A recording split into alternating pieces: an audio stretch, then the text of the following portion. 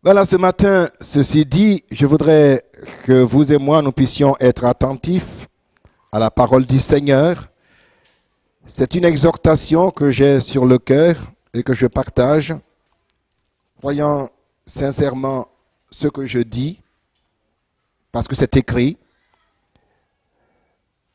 Et ce matin, que Dieu, dans sa grâce, nous aide à être attentifs à cela. C'est dans l'Épître aux Romains, au chapitre 13, que l'apôtre Paul, s'adressant aux chrétiens de sa génération, les exhorte par rapport à leur témoignage à l'extérieur comme à l'intérieur de l'Église. Et il écrit ceci à partir du verset 11, Romains 13, 11. Il dit: cela importe d'autant plus que vous savez en quel temps nous sommes. C'est l'heure de vous réveiller enfin du sommeil, car maintenant, le salut est plus près de nous que lorsque nous avons cru. La nuit est avancée, le jour approche. Dépouillons-nous donc des œuvres des ténèbres et revêtons les armes de la lumière. Marchons honnêtement comme en plein jour, loin des excès et de l'ivrognerie, de la luxure et de l'impudicité, des querelles et des jalousies. Mais revêtez-vous du Seigneur Jésus-Christ et n'ayez point soin de la chair pour en satisfaire les convoitises. Et nous disons Amen. On va se recueillir un instant si vous voulez bien. Notre Père des cieux, nous sommes dans la reconnaissance devant toi, te remercions pour cette adoration que nous t'avons apportée, continuant encore à t'adorer en écoutant le conseil que tu veux nous adresser, parce que tu es un Père aimant qui désire tellement que nous puissions être ce que tu veux que nous soyons. Alors aide-nous s'il te plaît, à l'écoute de ta parole, à devenir meilleurs. Que ton esprit soutienne ton serviteur afin qu'il dispense droitement la parole de la vérité. Seigneur, appuie cette parole afin que ce matin, elle accomplisse ton dessein dans la vie de chacun d'entre nous. Celui qui te connaît comme celui qui est en train de te découvrir. Seigneur, celui qui va aussi te découvrir dans les jours à venir. Permets notre Dieu que ta parole soit en bénédiction à chacun et à tous. Donne ainsi gloire à ton nom, au nom de Jésus notre Seigneur et Sauveur, car c'est en son nom que nous te le demandons ensemble. Amen et Amen. Voilà, bien-aimés, ce matin, il est important que nous puissions entendre la voix de l'Esprit de Dieu qui nous rappelle au travers des Écritures qu'il est urgent, il est important pour le peuple de Dieu de ne pas continuer à vivre d'une manière inconsidérée, sans tenir compte du temps dans lequel il vit. Dieu veut que vous et moi, nous puissions toujours être attentifs. Car ce qui est important pour vous et moi, ce n'est pas le calendrier des hommes, mais c'est le calendrier divin. Et Dieu veut que vous et moi, nous puissions comprendre cela et savoir à quelle heure nous sommes au calendrier de Dieu. Et ce matin, je voudrais que vous et moi, nous puissions écouter cette parole quand l'apôtre dit, eh bien, comprenez en quel temps nous sommes. Parce que celui qui comprend, celui qui prend conscience du temps dans lequel il vit, saura, eh bien, conformer ses attitudes, ses comportements, ses actions à l'urgence de ce temps, de ce moment. Comprenez en quel temps nous sommes. Parce que si nous continuons à vivre dans le train-train quotidien sans nous préoccuper de prendre conscience du temps dans lequel nous sommes, nous risquons de passer à côté de l'essentiel. La Bible nous montre beaucoup d'exemples de ceux qui n'ont pas su comprendre le temps dans lequel ils vivaient n'ont pas su comprendre ce qui se passait selon le calendrier de Dieu pour eux dans ce temps-là. Quelques exemples très forts.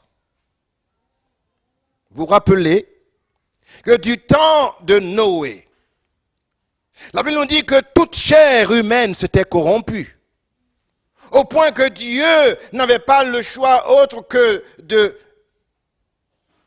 détruire cette génération en conservant un petit noyau au travers duquel il allait à nouveau multiplier les êtres humains. Mais dans sa miséricorde et dans sa compassion, Dieu ne va pas laisser cette génération dans l'ignorance. Dieu va donner à Noé le moyen d'échapper au jugement qui allait frapper le monde. Et la Bible dit que pendant que Noé construisait l'arche, il était en même temps un prédicateur qui annonçait, qui avertissait sa génération en disant, vous savez, préparez-vous, détournez-vous de vos mauvaises voies, revenez à Dieu, abandonnez les œuvres de la chair et venez avec moi, construisons l'arche, car c'est le moyen de salut. Car Dieu va détruire la terre par un déluge. Et le Seigneur Jésus, quand il authentifie ce fait historique, Jésus dira, prenez garde, que vous aussi, vous ne soyez pas comme la génération de Noé, qui n'a pas su comprendre le temps dans lequel il vivait. Car Jésus dit, du temps de Noé, les gens continuaient à manger, à boire, à se marier, à marier leurs enfants, sans se préoccuper du temps. C'était le temps de la préparation pour échapper au déluge. C'était le temps d'être attentif pour comprendre qu'une menace pesait sur l'humanité. La Bible nous dit également que du temps de Sodome et de Gomorrhe, parce que toute chair s'était également corrompue, la perversion, la perversité, ce que certains ne veulent plus qu'on nomme la déviance, est devenue la règle. La Bible dit que Dieu a averti les habitants de Sodome et de Gomorrhe. Abraham va intercéder dans leur faveur, mais Lot va leur dire que le jugement de Dieu va tomber s'ils ne se détournent pas de leur mauvaise voie, que le jugement va les atteindre. Elle veut dire qu'ils n'ont pas pris Lot au sérieux. Ils n'ont pas compris. Et malgré l'intervention des anges pour secourir Lot devant leur violence et leur refus d'abandonner leur façon de vivre, ils ont vécu dans l'ignorance de l'urgence du temps et des impératifs qui s'imposaient. Ils ont continué à rejeter tout appel à la raison. Et la Bible nous dit, par la bouche du Seigneur Jésus, comme du temps de Lot, les gens ont continué à manger, à boire, à bâtir et à faire comme si de rien n'était. Ils ne se doutèrent de rien jusqu'au moment où le feu descendit. Voyez-vous, chers amis, quand on ne veut pas être attentif au temps, on peut être surpris. Ceux-là ont été surpris désagréablement. Mais pour vous et moi, Dieu, que ce soit une surprise agréable. Alléluia. Et c'est en cela que ce matin, je crois que la parole de Dieu nous est adressée. Car l'apôtre veut que vous et moi, nous ne soyons plus endormis, que vous et moi ne soyons plus dans l'insouciance, que vous et moi ne vivions plus comme si de rien n'était, mais que nous puissions comprendre en quel temps nous sommes. Amen. Mes amis, Dieu veut que son peuple réalise que les temps que nous vivons actuellement, à cause des événements qui se produisent, nous devons être conscients à quelle heure nous sommes au calendrier divin. La Bible déclare que lorsque le Seigneur Jésus-Christ est venu et qu'il commence son ministère public après le baptême dans l'eau par Jean-Baptiste dans le Jourdain, après avoir été rempli du Saint-Esprit qui est descendu sur lui, après avoir été conduit dans le désert, après avoir résisté et vaincu le tentateur, quand Jésus revient, il entre dans la synagogue, quand il ouvre le rouleau du livre du prophète Ésaïe, eh bien, il dit, vous savez, moi je suis venu et cette parole de l'écriture que vous entendez aujourd'hui s'est accomplie. Que déclare-t-il?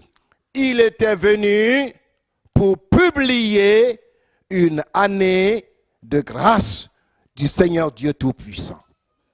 Or, mes amis, cette année de grâce, Dieu veut que vous et moi, nous puissions, eh bien, la considérer avec beaucoup de reconnaissance, avec beaucoup de joie, car nous savons que nous sommes entrés dans la grâce de Dieu, mais que nous ne vivions pas dans cette grâce en ignorant que l'année de la grâce, depuis ce jour jusqu'à aujourd'hui, eh bien, chaque année qui passe, eh bien, le temps de la grâce, c'est comme dans la roue de l'histoire qui tourne, eh bien, nous approche et nous rapproche du jour du Seigneur qui revient bientôt. Alléluia.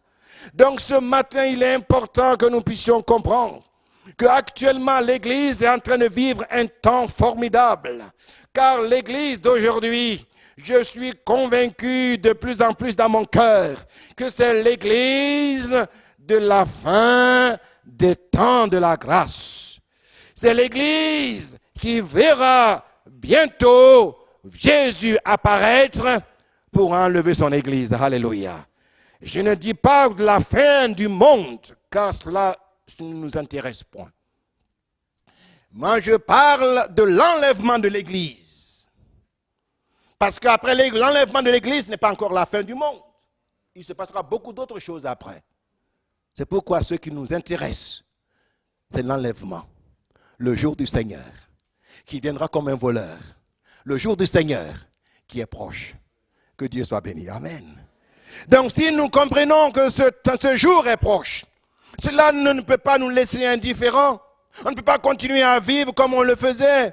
Eh bien, bon, je crois un peu, je lis un peu ma Bible. Quand je peux, je viens à l'église, je fais un petit... Non, mes amis, quand on comprend que le jour approche, on se lève et on se tient prêt. Alléluia. Et ce matin, je crois que Dieu veut que l'église comprenne que nous vivons les derniers jours. Vous savez pourquoi je le dis? Ce n'est pas moi qui l'invente, mais c'est l'Écriture qui le déclare. Lisons ensemble ce que Paul dit à Timothée.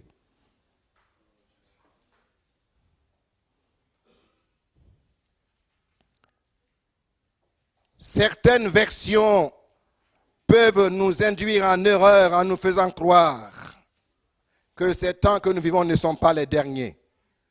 Mais écoutez bien ce que l'Esprit dit au chapitre 3 de 2 Timothée. L'Esprit dit ceci. Sache que dans les derniers jours, il y aura des temps difficiles. Car les hommes seront égoïstes, amis de l'argent, fanfarons, hautains, blasphémateurs, rebelles à leurs parents, ingrats, irréligieux, insensibles, déloyaux, calomniateurs, intempérants, cruels, ennemis des gens de bien, traîtres, emportés, enflés d'orgueil, aimant le plaisir plus que Dieu, ayant l'apparence de la piété, mais régnant ce qui en fait la force.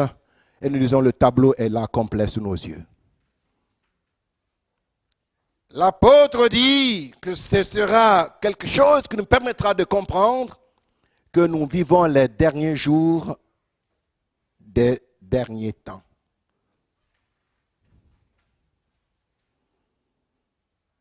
Permettez-moi de vous le dire pour que vous puissiez comprendre qu'il est impératif pour nous de réaliser que nous sommes proches de l'enlèvement, plus que la génération de Paul. Or, les chrétiens de cette génération, eux, croyaient fermement que Jésus allait venir prendre son Église avant leur mort.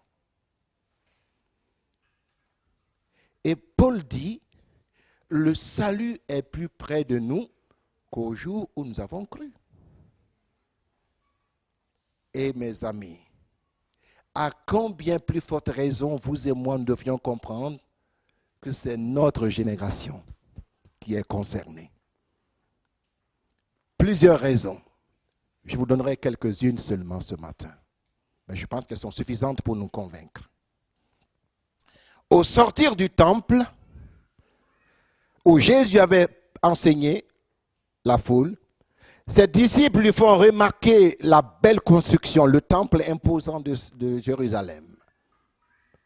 Et Jésus leur dit, vous savez, de cette belle construction, il ne restera pas pierre sur pierre qui ne soit renversée. Et quand ils arrivent sur le mont des Oliviers, ils s'assoient dans le jardin, les disciples viennent, ils s'approchent, mais Seigneur, dis-nous, quand est-ce que cela arrivera?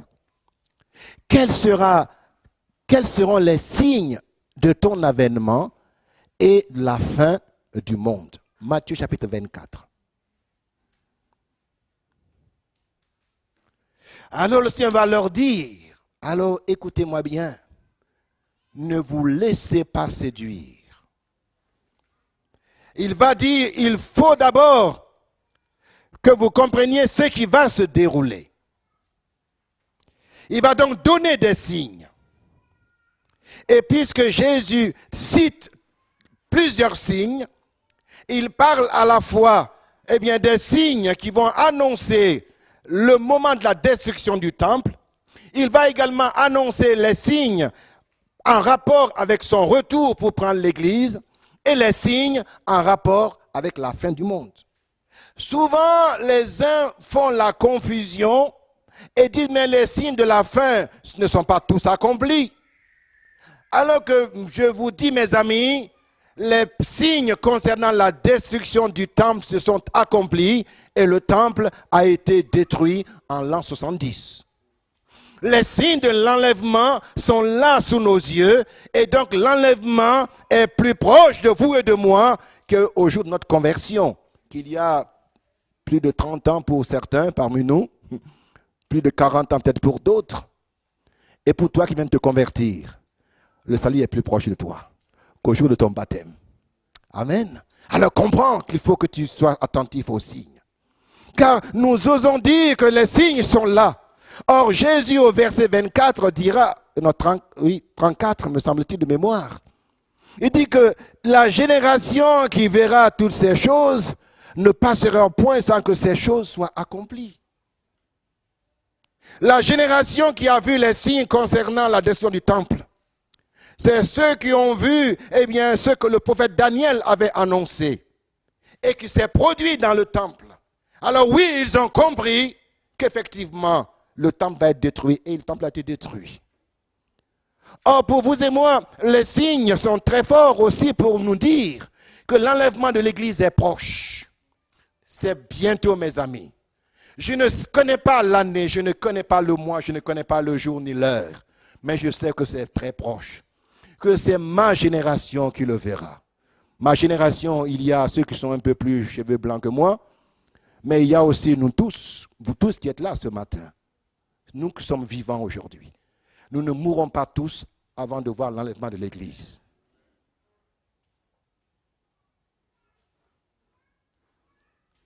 Parce que l'apôtre a dit que vous allez regarder le comportement des êtres humains et alors vous comprendrez que vous vivez dans les derniers jours des derniers temps. Or, ce tableau que je viens de lire, est-ce qu'il n'est pas conforme à notre génération? Qu'est-ce que vous en pensez?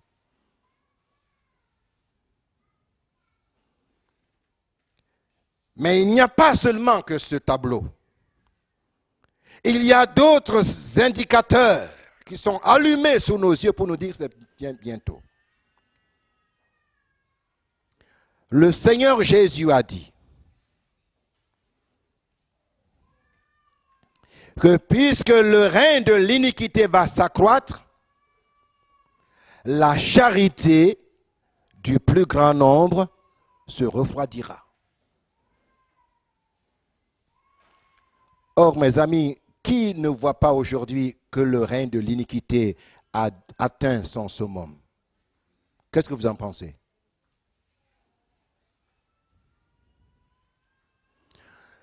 Aujourd'hui, on appelle le mal bien et on appelle le bien mal. Aujourd'hui, on vous condamnera par le tribunal, non pas parce que vous êtes un homme honnête, mais parce que seulement vous avez osé dire que quelque chose n'est pas normal.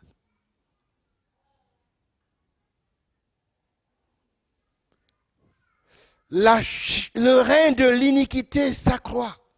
De plus en plus aujourd'hui, les gens n'ont aucune notion du mal.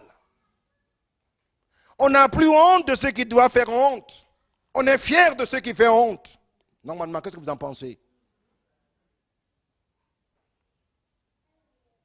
Et quand je vois ça dans ma génération, je dis ma génération, elle est de plus en plus celle qui verra le retour de Jésus pour prendre son église. Mais Jésus dit, la charité du plus grand homme se refroidira. Or, c'est ce que je constate, mes amis. L'amour de Dieu dans la vie du chrétien qui se manifeste par d'abord cet attachement au Seigneur qui devient le premier dans notre vie et cette charité qui nous pousse vers les autres. Il faut se rendre à l'évidence qu'elle n'est toujours pas aussi bouillante qu'elle devait l'être. Qu'est-ce que vous en pensez? Et je dis cela non pas de ceux du dehors, mais de l'Église. Regardez, mes amis, dans l'Église, les gens n'ont d'amour que pour eux-mêmes. J'ai été bouleversé, ce n'est pas trop fort, quand j'ai entendu ceci. Dans une église, des jeunes préparaient leur mariage. Et on dit, on veut la salle, telle date. Mais on dit, mais pas parce que cette date, il y a déjà des programmes prévus. Ah bon, écoutez, bon, on va faire autrement. Et ils sont revenus à la charge. Ils disent, non, on ne peut pas changer de date, parce que la mairie a dit c'est telle date, donc on ne peut pas changer. On dit, écoutez, bon, la pièce, elle est pour ceux qu'on reçoit pour leur manifester la compassion, l'amour de Dieu, en les aidant matériellement, moralement, spirituellement. C'est là qu'on distribue et ce jour-là, le jour que vous avez choisi, c'est un jour de distribution. Vous savez ce qu'ils ont répondu, ces jeunes? Ben, ils n'ont qu'à aller faire la distribution là, à tel autre endroit. Ah bon? Et vous ne pouvez pas aller faire votre repas là-bas? Ah, mais non, parce que nous, pour notre repas, il va falloir porter toutes nos affaires là-bas, alors que c'est ici, que c'est... Vous voyez comme quoi on ne pense qu'à soi. Et ce n'est pas un cas isolé. L'amour du prochain, ce n'est pas ce qui va faire bouger beaucoup aujourd'hui dans nos églises. Donc quand Jésus donne ce signe et que je le vois, je dis, Seigneur, le thermomètre de l'amour dans nos églises est la preuve qu'effectivement, tu as parlé de ces temps où quand tu as dit que l'iniquité s'accroît et l'amour diminue. C'est sous mes yeux. Un deuxième signe très fort que le Seigneur a donné. Le Seigneur a dit, il faut que vous puissiez apprendre à persévérer dans la prière. Et pour cela, je m'en vais vous donner une illustration. Il a donné la parabole bien connue qu'on appelle le juge inique et la veuve. Et on pourrait même dire, eh bien, le combat entre la veuve et le juge. La confrontation entre la veuve et le juge. Mais qui va l'emporter? La veuve. Et Jésus dit, pour qu'on puisse comprendre, que la prière nous permet de triompher. Alléluia. Car ce qui nous fait triompher de ce monde, c'est notre foi.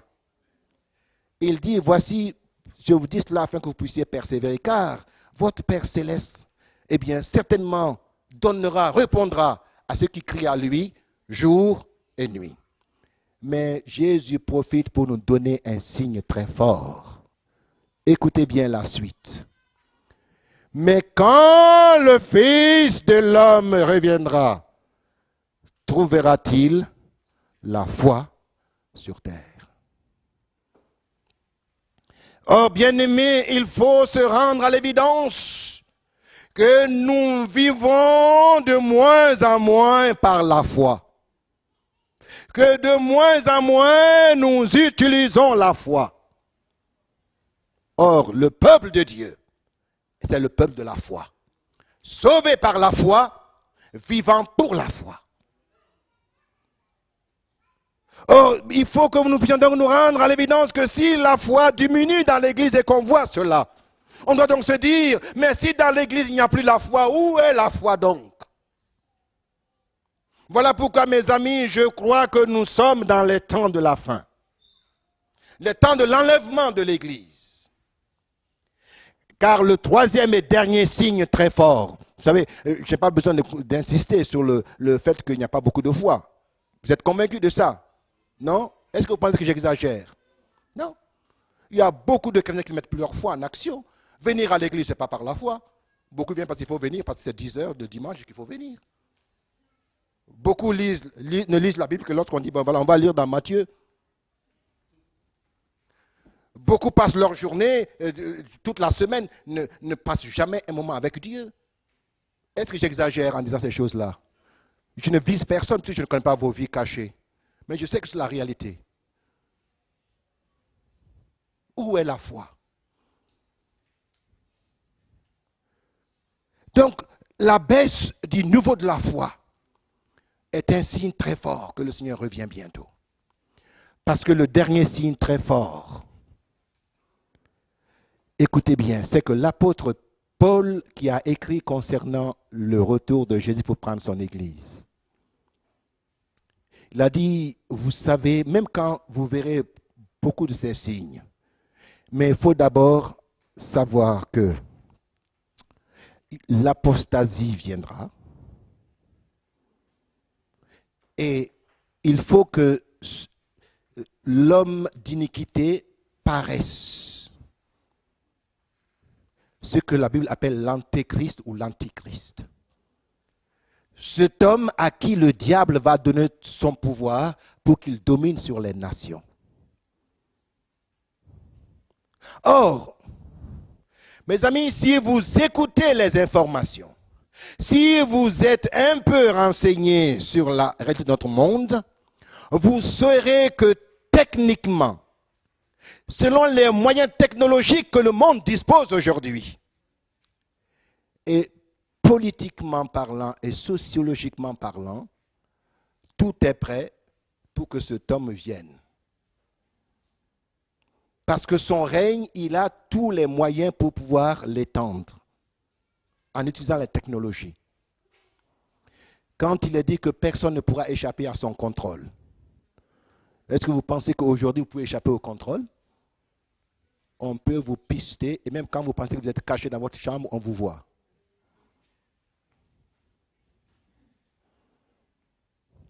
Quand il est dit par le prophète qu'en ce temps-là viendra, il va faire en sorte que personne ne puisse vendre ou acheter s'il ne porte la marque de la bête. Ben à l'époque, quand on a entendu ça ici, dans les années 80, on dit, mais ce n'est pas possible. Peut-être ici en France, mais pas dans mon petit village là-bas de l'Afrique. Là-bas, on va toujours continuer à... Non, mais maintenant, je m'aperçois que partout, c'est pareil. La mondialisation a fait que eh bien, le monde est devenu un gros village. Ce qui se passe aujourd'hui en France se passe à l'autre bout du monde. Ce qui concerne ici la France concerne l'autre bout du monde. Donc aujourd'hui, tout est fin prêt. Et pourquoi, je dis sociologiquement, politiquement? Parce que le monde aujourd'hui, face à l'impuissance de nos gouvernants, qu'ils soient d'Amérique, qu'ils soient d'Europe ou d'ailleurs, les populations disent « nous en avons assez, nous sommes lassés de nos politiques ». Vous n'avez pas entendu cela? Et c'est partout pareil.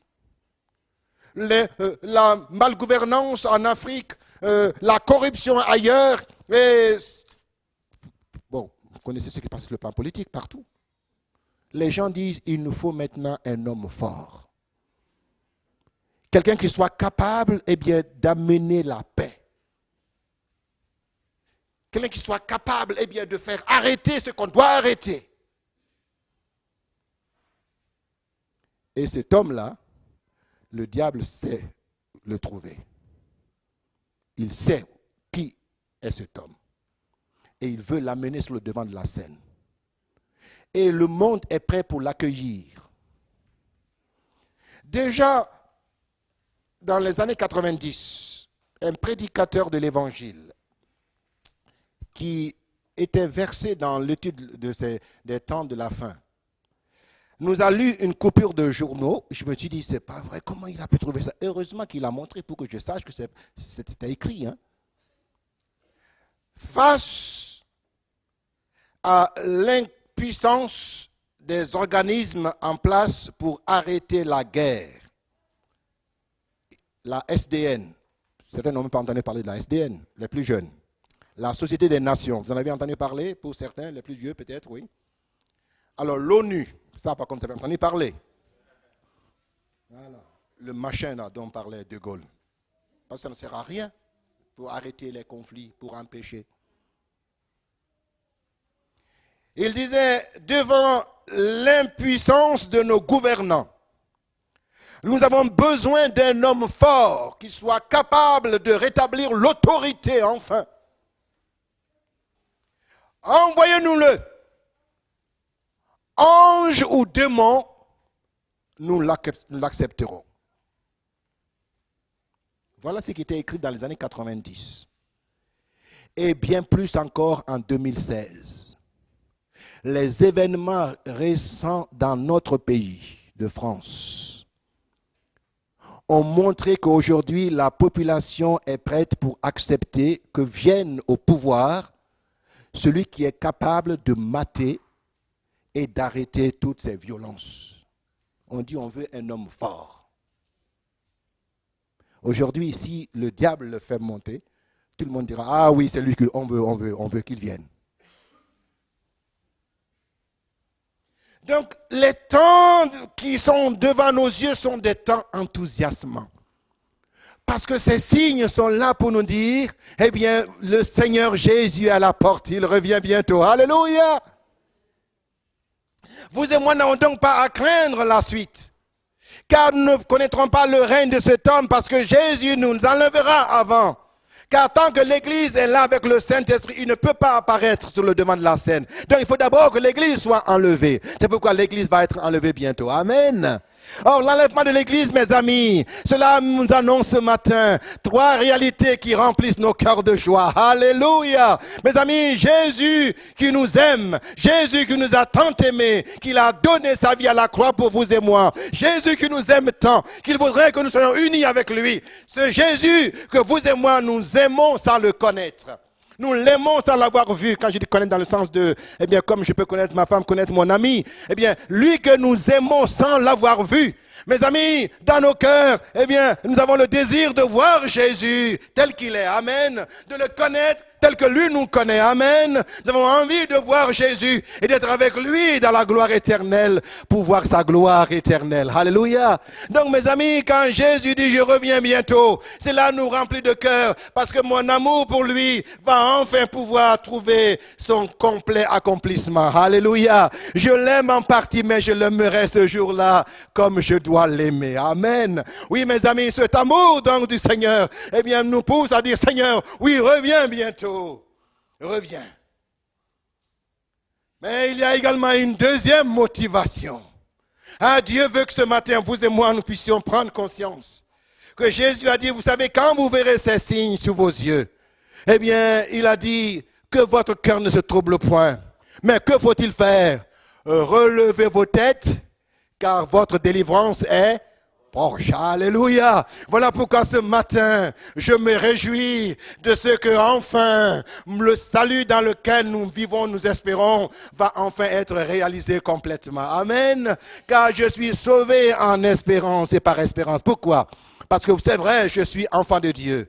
Mais qu'est-ce qui fait la différence entre moi et le boueur? Ce n'est pas de mépris à l'égard le boueur. Hein? Quelle est la différence entre moi et le ministre, le premier ministre? C'est que socialement, lui, il est meilleur, il est mieux placé. D'accord? Et qu'il n'a pas de souci de fin du mois. D'accord? Mais sinon, on peut tous tomber malade. On a la même pollution qu'on respire. Quelle est la différence? Mais mes amis, la différence sera le jour où Jésus apparaîtra. Alléluia. Car en un clin d'œil, nous serons délivrés de ce corps de péché. En un clin d'œil, nous serons délivrés de ce qui est périssable. En un clin d'œil, nous serons délivrés de ce qui est terrestre. En un clin d'œil, nous serons transfigurés, transformés. Mes amis, ce corps de péché va être transformé. Et nous allons connaître un corps céleste, un corps spirituel, un corps qui sera comme celui des anges, et nous allons être enlevés dans les airs à la rencontre de Jésus pour vivre toujours avec lui. Alléluia. Donc moi, je soupire après mon salut. Alléluia. Je soupire après ce jour-là où je dirai adieu à mes handicaps, adieu à mes infirmités, adieu à mes souffrances là. Parce qu'avec le temps qui passe, il n'y a pas encore d'arthrose, mais ça commence des fois. Quand je me mets à genoux, j'ai du mal à me relever. Eh bien, tout cela sera fini. Alléluia. Mes amis, je dis donc vivement que ce jour arrive. Amen. Mes amis, une troisième et dernière motivation ce matin.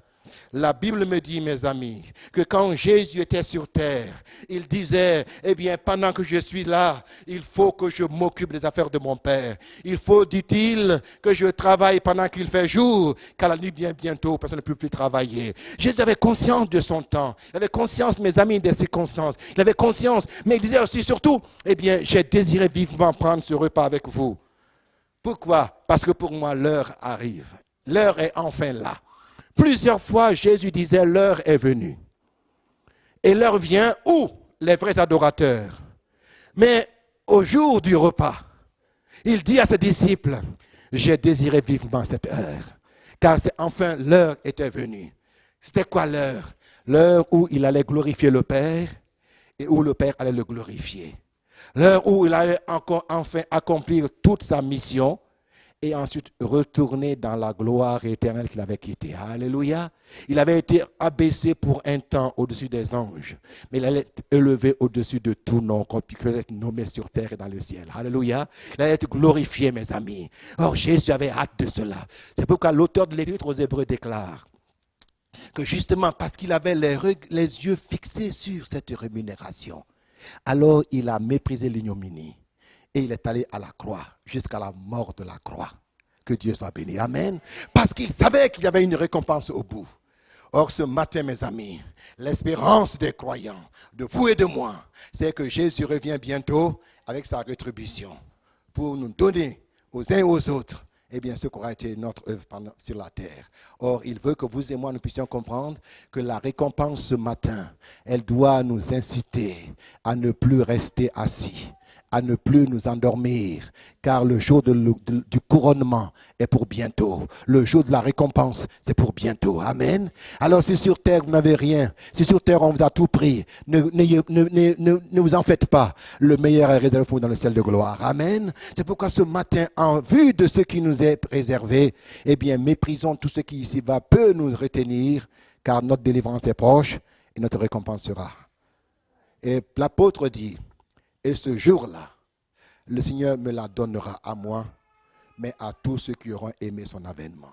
Jésus revient bientôt. Dans l'Apocalypse chapitre 20, il dit ceci, je viens bientôt.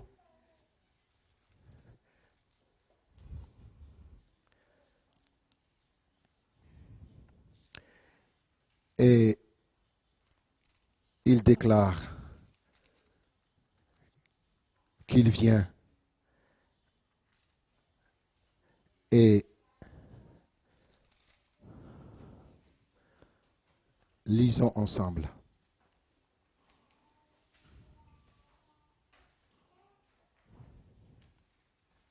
Apocalypse 21. verset 11. Que celui qui est injuste soit encore injuste, que celui qui est souillé se souille encore, et que le juste pratique encore la justice, et que celui qui est saint se sanctifie encore. Verset 12. Voici, excusez-moi, je te dis référence, c'est Apocalypse 22, hein? Excusez-moi quand j'ai dit 21. C'est Apocalypse 22, excusez-moi. Je suis en train de lire maintenant verset 12. Apocalypse 22, 12. Voici, je viens bientôt, et ma rétribution est avec moi, pour rendre à chacun selon ce qu'est son œuvre. Je suis l'alpha et l'oméga, le commencement, le premier et le dernier, le commencement et la fin. Heureux ceux qui observent ces commandements, afin d'avoir droit à l'arbre de vie et d'entrer par les portes dans la ville. Et nous disons Amen. Heureux, vous et moi, parce que nous avons entendu sa voix et qu'enfin nous avons accepté de nous réveiller. Amen. Alors je reviens donc à ce que disait l'apôtre. Cela importe d'autant plus que vous savez en quel temps nous sommes. C'est l'heure donc de vous réveiller enfin du sommeil. Amen. Et réveillons-nous, levons nos têtes. Jésus est à la porte. Il vient bientôt. Qu'il vous bénisse.